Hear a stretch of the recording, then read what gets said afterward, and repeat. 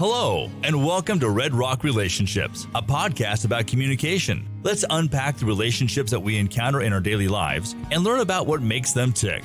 And now your host for Red Rock Relationships, Dr. James B. Stein. Well, that's me, and this is what I do. I can't believe I'm saying it, but we are at the halfway mark of Season 2 of Red Rock Relationships, #RRR. I am thrilled to be talking about the topic that we are talking about today. We have been, over the course of the first half of this second season, we have been talking a lot about not necessarily the people in relationships, but the people who surround relationships. We've been talking about the social network. We've been talking about platonic friendships. And now we're going to talk about one very specific type of sort of platonic and yet not so sort of platonic relationship. And we will be getting back to dyadic relationships when we talk about the friend zone. And joining me for a conversation on that is soon-to-be Dr. Lucy Neese, another ASU product. Lucy, I'm so glad to have you here. I am so happy to be here. Thanks for inviting me. Yeah. All day, and I know that this is not necessarily like the area that you're writing your dissertation on, but I do know that as a good, strong relational scholar, you are well equipped to have this conversation, so I could think of no one better. Like we always do, I like to open the show by allowing my guests to take some time to explain his or her background and where they come from and all that. So if you could just take a couple of minutes to sort of discuss how you landed in the realm of interpersonal communication and sort of what you're up to now. Sure. So I got my degree, my bachelor's and master's degree at Cal State Fullerton, and then I went to ASU, currently at ASU for a PhD in interpersonal. I've made a bit of a transition into critical interpersonal things because my research focuses a lot on non-normative, non-traditional, sexual relationships and identities. Mm-hmm. So my dissertation is actually on polyamorous relationships, mm-hmm. but I've done numerous kinds of interpersonal related research on kink and consent and things like that.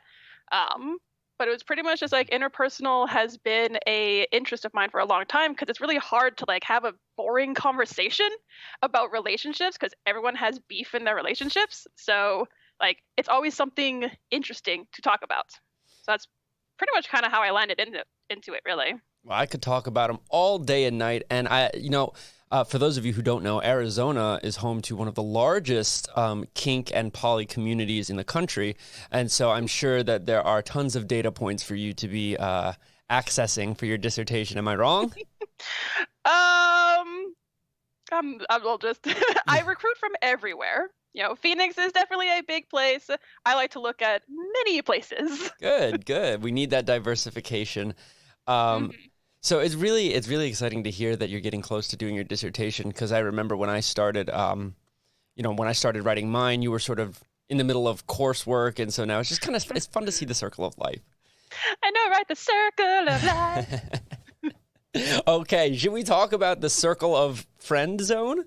Is that a good transition? I think that's a nice, smooth transition to talk about the friend zone. Okay. Yeah. The first question that I want to ask is probably the most basic question. There are two schools of thought on the friend zone. One, it is not real. And any sort of friend zone is a construction that has been crafted, usually by, hetero cis males, to make themselves feel a little bit safer about being rejected. And the other school of thought I've heard, most traditionally, is that the friend zone is very real, and it is a place where bad women put good guys who are just looking, for love. And, my own personal beliefs, I believe something entirely different from both of those. But I'd like to hear you talk about, is the friend zone even a real place? Should we even be talking about this here today? It's such a strange concept, honestly, because, I don't think it's really a thing when it comes to the friend zone, because that's obviously coming into a relationship with the assumptive and with the expectation for something more, so that you already have okay, I want to be with this person and I want to be with them romantically or sexually or whatever. If I don't get that, then I'm automatically in the friend zone. But then it doesn't really happen in reverse where it's I want to be friends with this person. Is there a relationship zone? It doesn't actually really consider it in that way. So yeah, I can definitely see that school of thought when it comes to like mostly hetero people. There is the argument that there can be a friend zone for women that, oh, he totally put me in a friend zone, but it's not known as much, or it's not talked about as much, because obviously, like you said too, where it's like, I'm a good guy, like why did she put me in a friend zone? I wanted to be in a relationship with her.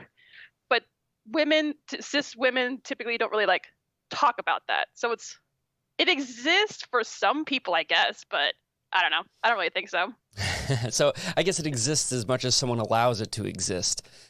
Yeah, maybe it's just like a construction that they've kind of like had for themselves. Mm-hmm. Again, with the expectations of these relationships, that what other option can there be for her not wanting to be with me? Then she just put me in this this zone that doesn't exist. Right. There's nothing wrong with me. I'm perfect. I have been placed into a place that I don't belong in, is the sort of mentality that we see here. Now, if you ask me, I would say that like, I have no problem with saying that the friend zone is a real place. And sometimes you meet someone and you kind of instantly know, you're like, okay, this is going to be someone who I engage in a platonic relationship with. Or maybe there's somebody who you thought you were going to be in a relationship, and then after time you realize, oh, I only want a friendship. And I think that's okay. That it's right? Yeah. Like, I guess why label it a friend zone? Why not just call it friendship? Like, Right. if like we try to do a thing or whatever, and you're just like, you know what, Lucy, totes not interested. I'm gonna be like, cool, he didn't friend zone me. We're friends. Yes, I once had someone who I was seeing for a short time explain to me that we friend zoned each other. And I said, oh, I thought that we were just going to be friends. Right? So it's very interesting to see that come full circle. But I will say that kind of like the conclusion we reached, it's as real as people make it. And so I think that the main thing that we really are talking about here is unrequited love, like unreciprocated. One person is into another person, and that second person just doesn't feel the same way.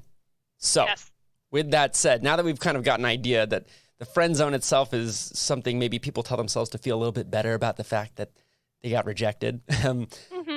When we talk about that kind of rejection or that unrequited love, I think we need to have a conversation about responsibility.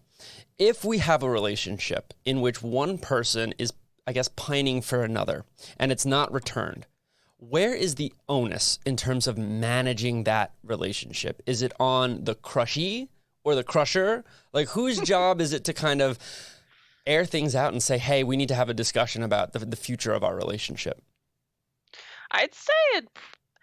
Obviously, for me being a equal kind of person, I would say the onus is on both. But if there are certain cues that the person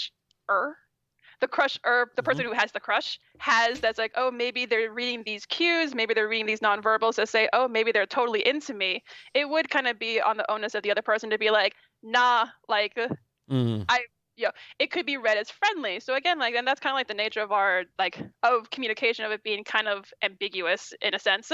So when it comes to like clarifying the intention of the relationship and the expectations of the relationship, kind of is on the other person to be like, thanks, like, but no, I'm just a friendly person or something like that, and then kind of like have the trajectory of the relationship going forward. Because like, if it's I'm into you but you're not into me, then it's kind of up to you to be like, all right, well then how should we do this? Yeah, I think about our earlier episode on uncertainty. I think that there's a lot of uncertainty in these relationships. There is the person with the crush who is uncertain on if these feelings are being returned, and then maybe there's the person who's being pined for, looking at their friends saying, oh, I don't know, do they feel that way? I really hope they don't, because I don't feel that way. And when there's uncertainty like that, it becomes very tough to manage. And so, I don't know, I'm just going to go off script here for just a moment, but I'm just kind of wondering, is there this kind of point of no return where one person has like an amount of time to ask another person out, and then like, you know what I'm talking about? Like, I do. So like if you meet someone new and you hang out with them a few times and you feel like maybe there's something there, but you wait and you wait and you wait. It's been like 6 months of this awkward friendship. Is it too late at that point, or? I mean, from personal experience, I don't think so. From other kinds of other kinds of experiences, there is that rhetoric that's like, oh, if I don't text him back in a week, or if I don't text him back in 3 days, that means I'm not interested, or the playing hard to get kind of thing to not super show that you're interested. But then would there be that point where it's like, all right, it's been a month or it's been a week, they're totally not into me, so I guess we're friends. I think it's like that can change over time, because obviously we've known these kind of like relationship sort of escalator that's like, oh, these different steps that we kind of have to meet, but that's not necessarily a linear process. You could go back, because there's situations where there's people who've been friends for years, like best friends maybe for years, and then all of a sudden something clicks in their head that's like, hey, wait a minute, this person's kind of hot. Maybe I might, like, for some reason, and I've definitely had that in my own experience, where I'm like, I've known this person for years, why am I looking at them differently now? So then I don't necessarily think there would be like a point of no return, because, and again, it could also depend too on, like, you know how there's a different love styles, like pragma and the other ones. So there's and the other ones. Well, pragma, eros, mania, ludos, but whatever. So there's storge, which is friendship love. That's like, in order for you to build a relationship with somebody, you have to first establish a friendship with them. So then if that's a kind of love style that someone has, then would there necessarily be a stopping point for that friendship to be like, okay, now that I've established this friendship, I might want to be in a relationship with them. So it really just kind of depends, I think. I think that's a really, really good point. You have to kind of identify who the person is. And unfortunately, again, when you have a crush on someone, or if there is a situation where there's unrequited love, you sort of get to a point where you're just kind of stuck in a situation where maybe someone just doesn't feel the same way and you need to get over it.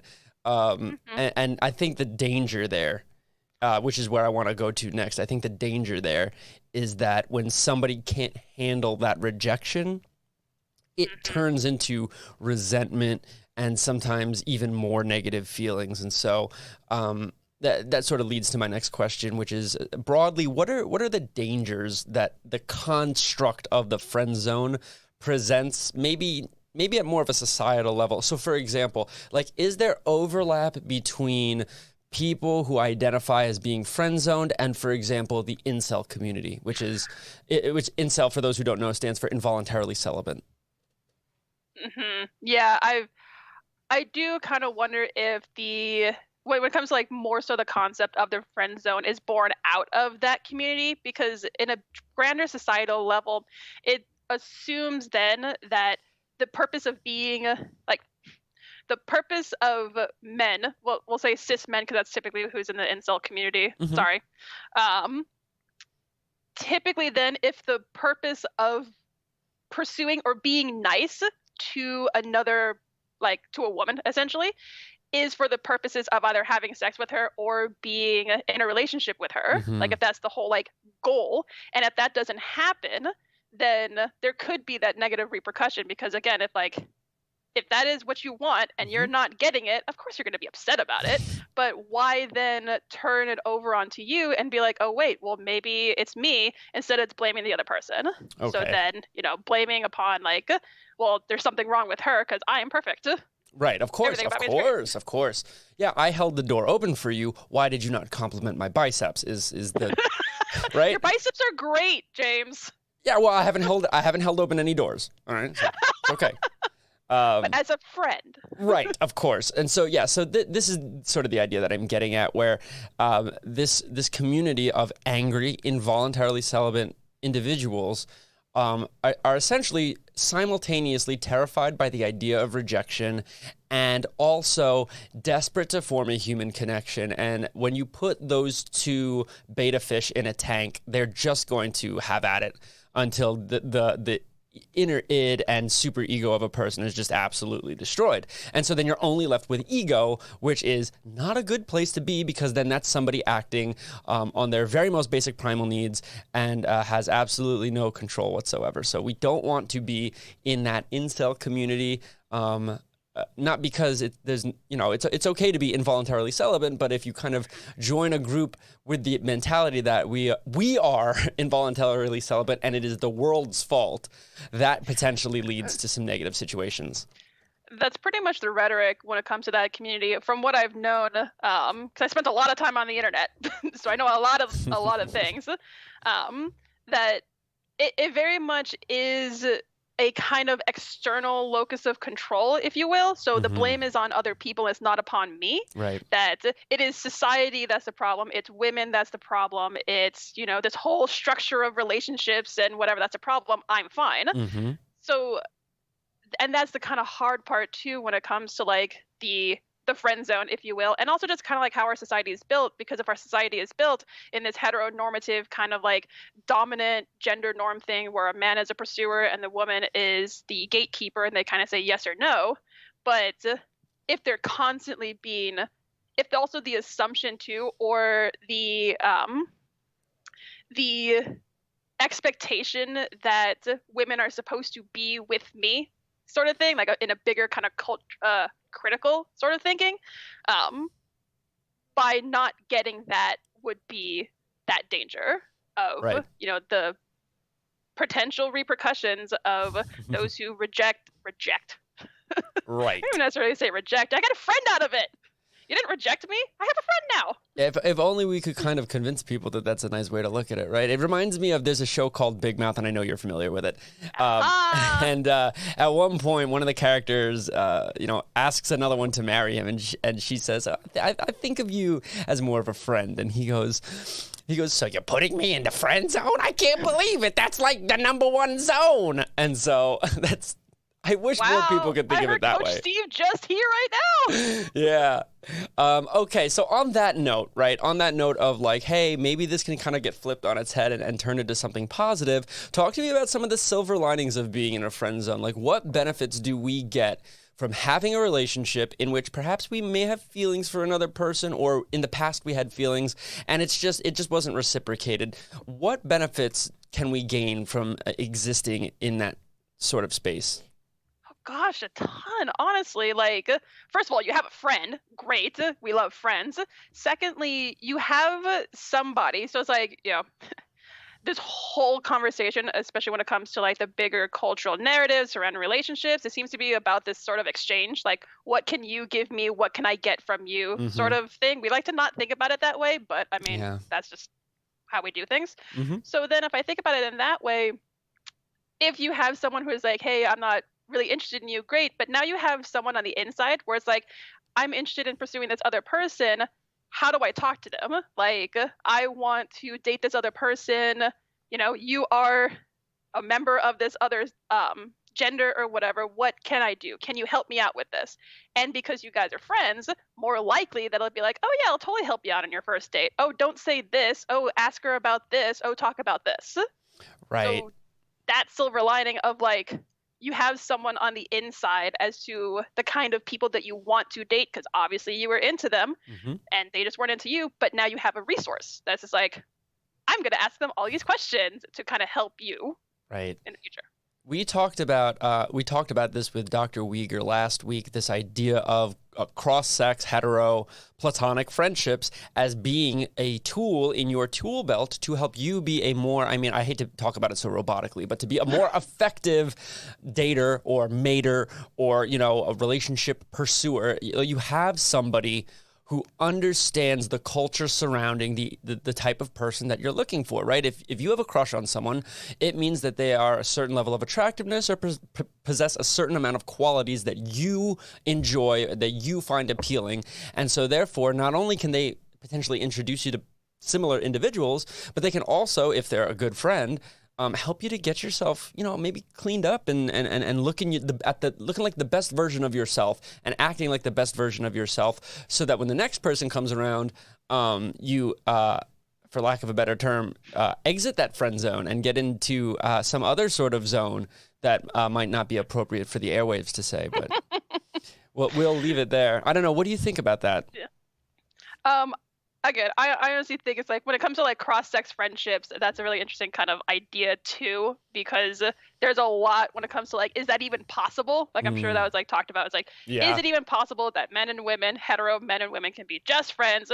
Yeah, totally. You could just be friends if you eliminate this idea of like, I must have sex with this person. Like obviously that is that is one of the challenges of those kind of relationships. But yeah, it's honestly like, I have now this person who I can talk to, and especially to like, I think when it comes to these kind of friendships, you can talk about different topics that you probably wouldn't with a same-sex friend. So if you have someone in the friend zone, for instance, in the friend zone or whatever, if you have somebody who you trusted enough that you liked them a lot, you might be able to like talk to them about other things that you wouldn't talk about with your, dude friends or your chick friends or something. That's like, I want to ask you something specific about, my feelings, or I want to ask you something specific about, like some adventures I might want to get into in relationships. So Right. I think it allows for a deepness of conversation that you might not necessarily get if you are, again, this is purely hetero. We haven't even touched what it looks like in a queer community. I think that we're going to have context. a whole series of episodes, because most of what we talk about on this show is extremely heteronormative. And it's just because we don't have the time to unpack everything. Yeah. And also, that's not my area of expertise, and I wouldn't want to do it a disservice. But I think you're right. I think that at some point we're going to need to have like a series of non-cis, non-hetero, like editions, and we may have to have you back for that. And also non-monogamous, because my area is in non-monogamy. So a lot of the conversations, like, okay, there's the expectation of being with this other person and the friends and whatever. What if you change it, excuse me, to a polyamorous relationship then? Right. Like, or a non-monogamous kind of context, because again, like, if the idea is I must find a mate and this person rejected me, or this person, put me in a different kind of relationship, therefore I must go and seek someone else to be a mate. What if that pressure to find that one single mate doesn't exist? Right. What if then that, hey, we are friends? Great, we're friends. I still have this other partner that we're totally cool with. Like, I kind of wonder then what this friend zone context would look like in both non-hetero, but also just non-monogamous, because I'm like, I don't know, I'm trying to theorize if that would actually be such a huge problem. I don't think it would be. I think it would solve a lot of the problems. I'll say two final things, because we only have a moment here before we're done, but the two things that I'll say is, and I'm gonna get a little harsh. If you're listening to this show and you find yourself in the friend zone, I want you to consider two things. And the first thing that I want you to consider is, if you are pining for somebody, or you have a crush on somebody and they don't like you back, and you start to resent that person because they don't like you back, I want you to ask yourself how much of a friend you think you really are to them, if the only way that you can see yourself spending time with this person is if they're willing to allow you to be with them, either romantically or sexually. And if you don't value them platonically, then it may be time to end the friendship, because that's disrespectful to the other person and, of course, to you and your time. And then the second thing I'll say is, if you find yourself at the base of rejection time and time again, or even worse, if you don't even find yourself in a position to be rejected, and you look around and you don't see folks that are potential partners or mates for you, I think it may be time to look in the mirror and figure out what it is about yourself that you would like to improve. We've talked about this multiple times on this show, the importance of self-love, the importance of doing things for yourself, getting right with yourself, and then readjusting as you approach the world. So that's my piece. And I totally agree with that. If you have so many rejections or so many things not going your way, well, there's one common data point as to why that all happens. So that might be the place where you look. Very Some people true. might not seem to think that. Yeah. I've had to look myself in the mirror multiple times and ask myself, what's going on? Am I doing all right? And I think that embracing rejection is a very important part of life. You have to lose before you win. This is true in sports, and it can be true in relationships as well. 100%. All right. Well, that's just about all the time we've got for today. I want to thank our guest, Lucy, for joining us. I'm so excited to have you here. I'm looking really forward to hearing about your dissertation. Yay! I'll be happy to share. Okay, well, next time we are going to be on with another ASU product. We're going to be talking about toxic relationships, which is sort of the other end of the spectrum. I'm really looking forward to it, so you're going to want to tune in for that one as well. But until then, take care, everybody. You've been listening to Red Rock Relationships, a podcast about communication. Thank you so much for giving us some of your time. If you'd like to be on the show or have questions for us, please send us an email to redrockrelationships@gmail.com. You can also find us on Facebook, Instagram, Twitter, Spotify, or wherever you listen to your podcasts. Just search Red Rock Relationships. Thank you again. And remember, it all begins with good communication. This has been a production from a podcast studio.